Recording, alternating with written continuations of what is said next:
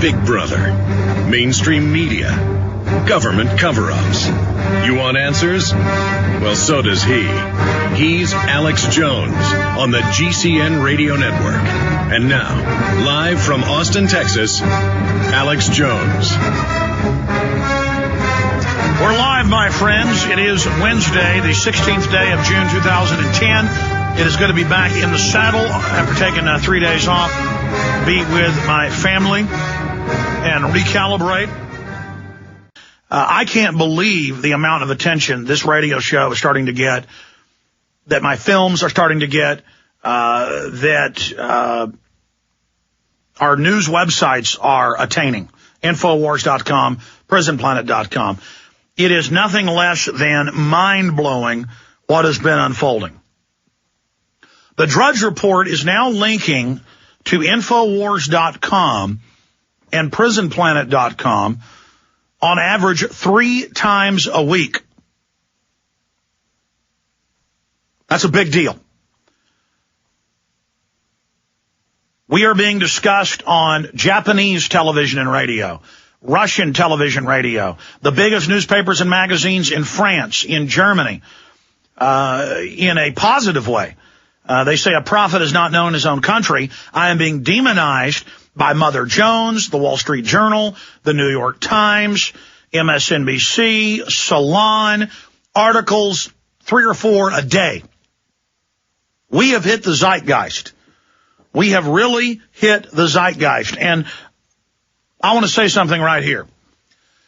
I am ashamed of the job I've done in the past. I do not get arrogant or on a power trip when I have this level of success. In fact, it's the opposite.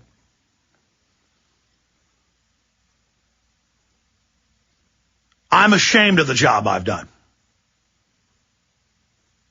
Because I never intended to be this successful. I just was angry about attacks on the Second Amendment, attacks on the Bill of Rights, attacks on the Constitution, attacks on private property, abortion, dehumanization, the private Federal Reserve, out-of-control taxation. I was really a mainline libertarian Ron Paul type 15, 16 years ago. And when I get up here and say that pedophile rings are one of the biggest cults or guilds running Washington, that's just what the facts always show. When I get up here, in fact, where's my newest article that Watson wrote that you guys had just brought into me? Because you said it was in here. The one about population reduction. You had said it was in here. Yeah, just give me another one because it's not here. Thanks. When MSNBC demonizes me and says I'm insane because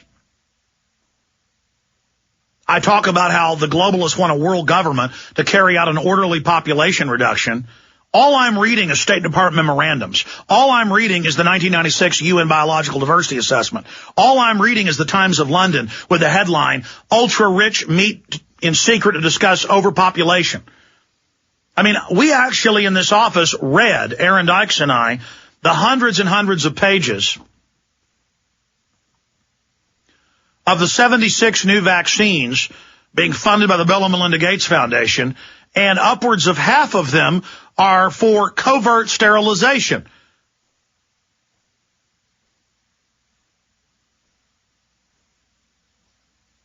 Now, let me be clear about, the point of saying I'm ashamed of the job I've done. I'm proud of the fact I've had a pure heart. I'm proud of the fact that I've been like a bulldog and never let go. I'm proud of the fact that my heart's been in the right place, but I can't help but look at all the opportunities I've had and the squandered opportunities to wake people up and the mistakes I've made. But then I understand that historically nobody's perfect. None of us have all of the answers. And that I've done the best I could. And that I'm trying right now to really go to the next level, to grow up, and to be more focused and more serious, and to really get in depth into every subject I cover, instead of just grazing over the surface, because I can't just make a pronouncement, even if I've documented it 1,000 times in the past, on every TV show, on every radio show, in every article we write, in everything we do, in every film I make. I can't just condense the info and make a claim without going back and pointing to all the proof we've put on, because this information is so incredible, people are going to have trouble believing it. But if we're able to show them the proof each time, then no matter how outrageous it is, it can be something that supercharges their awakening. I know it's crazy that every top globalist openly writes books and makes statements about forcibly sterilizing us, covertly sterilizing us, and bringing in an authoritarian world government to establish neo-feudalism. But that's what Peter Singer and Dr. Pianka and Holdren and Paul Ehrlich, I mean, that's all. There's more of them than you can shake a stick at. Any direction you look, once you understand this is going on, it's all they talk about. It's all they do.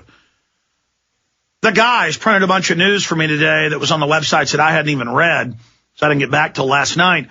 And there's got to be 4 or 5 mainstream news articles about how great it is to not have any children. First, it's only have one. Now it's don't have any. And should there be taxes on having more than one kid? And, Bill and Melinda Gates, have gotten $200 billion from Warren Buffett and themselves and others. Now they want $400 billion others. They want tax breaks for the elite to give their money to eugenics. That's mainstream news today. Folks, this is real.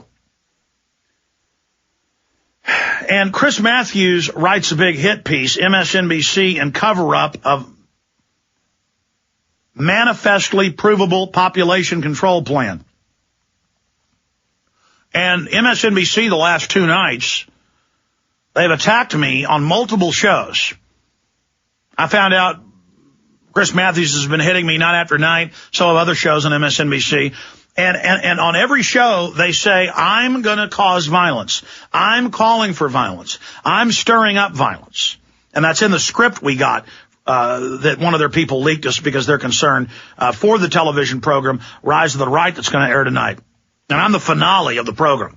I'm the king of the crazies, in their words.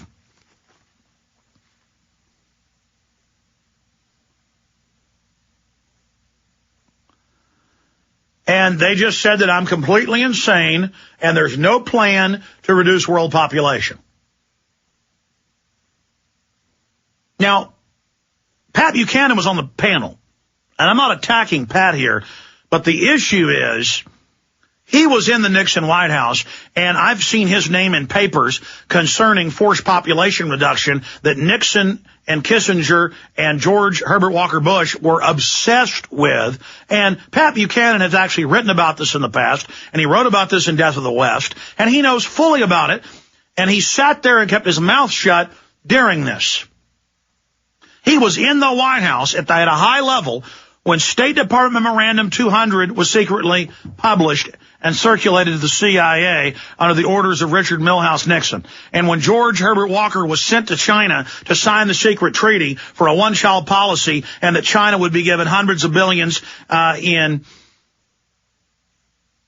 tax incentives in the U.S., that is, U.S. companies would be in the aggregate, and lowered tariffs in the aggregate that would just tens of trillions, to move industry there if they would have a one-child policy and be a model for world government.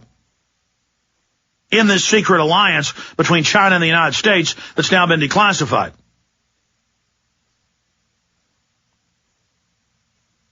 Where the two countries actually looked at nuking Russia together. And, of course, it's now been declassified. It's the headlines have been everywhere that McCarthy was right. The Pentagon ran the